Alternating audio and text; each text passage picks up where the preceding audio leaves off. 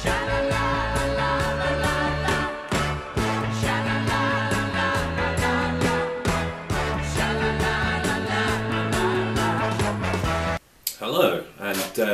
and welcome to another Malt Monday. Now we're getting into it. Now we're getting serious with our malts. What are we talking about? We're talking about whiskey. We're talking about whiskey, damn it. Now, are you talking about whiskey with an E, such as this? Or are you talking about whiskey just with a Y, like these? Well, personally, I like without an E. Yeah, my lineage is from Scotland. Even though I don't sound like I'm from Scotland, you know, you ken on to what I say, or not, as the case may be. Believe it or not, this Jim Beam, it's the kind of malt liquor equivalent to these others. Malt liquor. This is proper malt liquor, boys. This is one of the biggest selling whiskies in the whole world. Much more so than the Scotch whiskies. This is proper bow. However, when we look at the bottle, bourbon, obviously, because it's a whiskey, yeah. Does it say anything about malt? No, nothing at all. This has got malt in, there's no doubt, but unfortunately it doesn't have anything on the label, on the packet. So, Jim Beam, best-selling whiskey in the world. See you later. I did buy it, and I do like my whiskey, so, you know, we'll probably do some sort of review on that. But, is it a malt? Don't know. Could be a rye, maybe. A rye, you get it? That was a joke. Supposedly so. Anyhow, that leaves us with some other whiskies. I've got some reasonably popular ones here. Haven't got a full bottle of this one. I have got a slightly different one. Miniatures, because they do come in miniatures. Glenfiddich. This is probably the most famous whiskey of them all, and everyone usually starts single malt whiskies with a Glenfiddich, and every so often they give you something like this, nice little hip flask. I believe these two came together. Yeah, I think it might have been a present, and to be honest, I think this was really nice. I haven't drunk this yet. Very nice, very nice. When we're talking about Glenfiddich, who is owned by Grant's Whisky, my preference, or Grant, what's it called? Grant, William Grant something? Don't know what it is, but that's who owns it anyway. They also make something like this. The Balvenie. And this one is the double wood. You might have seen me with this before, because this, believe it or not, is one of my favourites. This is one of my favourite drinking whiskies. Yeah. Reasonably cheap, not that expensive for what you get, even though whiskies, single malts especially, are going up hugely in price. That one's quite reasonable, as is, hiding behind this one, Jura, yeah, which is a little half bottle Jura whiskey. Very nice, very nice. Another one of my favourite ones, yeah. And you can get this in most places. I highly recommend this too. Single malts. However, when we're talking about single malts, it won't be very far before someone talks about Lagavulin. Or Lagavulin. Depends if you're an islander or not, I suppose. Which is this one. But for those of you that know a little bit about malt whisky, they'll notice that's not the usual packet. Why is that? That's strange.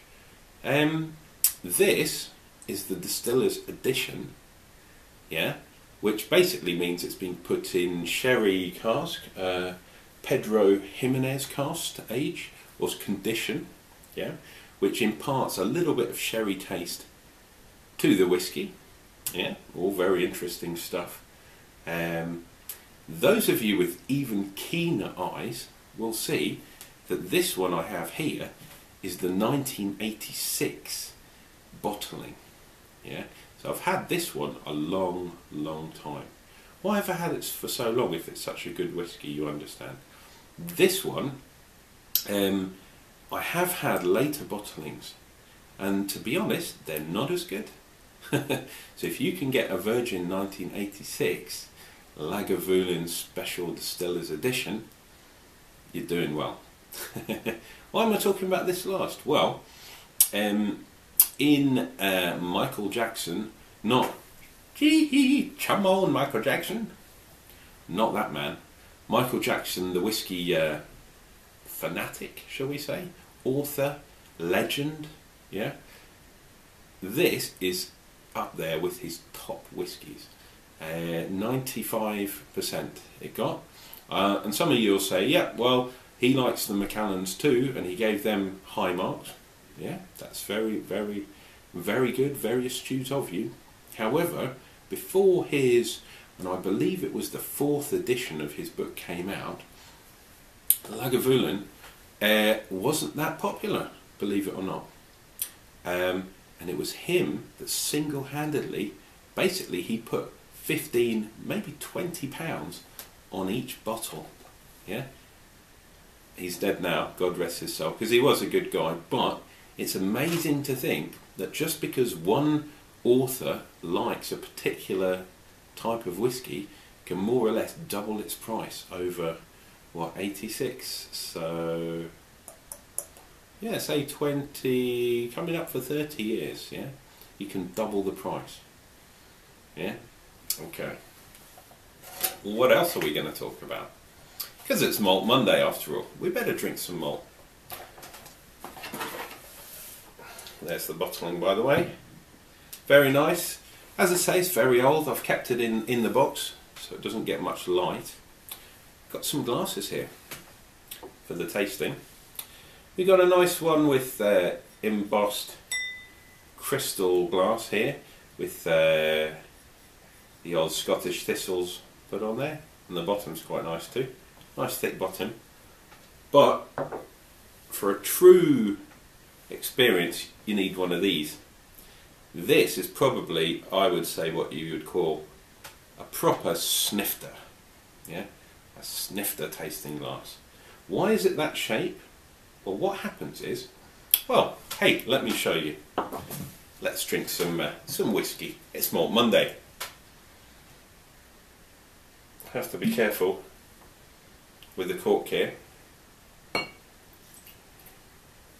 How are we doing? Oh, a wee drown, a wee bit more. Personally, I like my whiskey over ice, but for the spirit of tasting, that's not really what you should be doing. So what you should do is really hold this in the glass and basically my body heat is going to gently warm the whiskey, yeah, making all the phenols and stuff evaporate. And because the top is smaller than the bottom, they're going to circle around in there. Okay, some of it's going to come off, yeah, but not that much. Which brings me on to part 2. The colour. Very nice, very dark. Unusual. You get a modern one, it's not this dark. Could be the sherry cask perhaps. Might be something else. Believe it or not, people these days, if they want a darker whiskey, they'll put sugar, like Belgian sugar in there, caramel, yeah, to darken the colour. Crazy, huh? Right. Then what we do? Oh, yes. You get your nose in.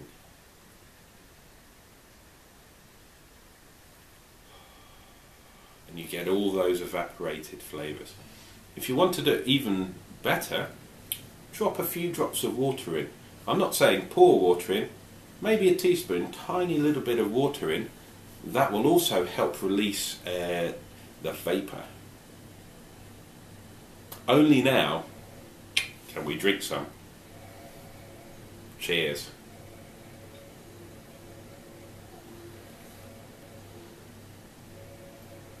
Ooh. Beautifully smooth. Because it's been in the bottle. Oh. 1 minute. Oh. This, my friends, is absolutely beautiful stuff. Dare I say ambrosia. Oh. Very, very nice indeed.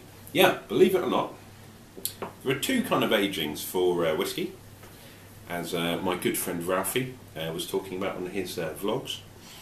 You age things, I think this is the 16, as an example of the 16. Lagavulins usually 16, doesn't say, to be honest, on this one. Never mind, it's probably around, maybe a 12, it used to be 12-year-old. That's the initial aging, and that usually happens in oak casks. Then, for the Pedro Jimenez sherry cask, yeah, they take it out of the first fill vats or barrels, if you like, and they put it in the sherry ones, i.e. ones that used to have sherry in, and that's the second, yeah. For this, it also ages a little bit in the bottle, and because it's so old, this one, it's kind of dropped some of the peatiness out. It's a lot smoother, a lot more well-rounded. If that makes sense. Oh. Anyway, guys, I hope that you've enjoyed watching me talking about some of my whiskies and impart knowledge onto yourselves. I'm going to go and turn all the lights off and draw the curtains and finish off this wee beastie. It's Malt Monday. We'll see you next week. Cheers.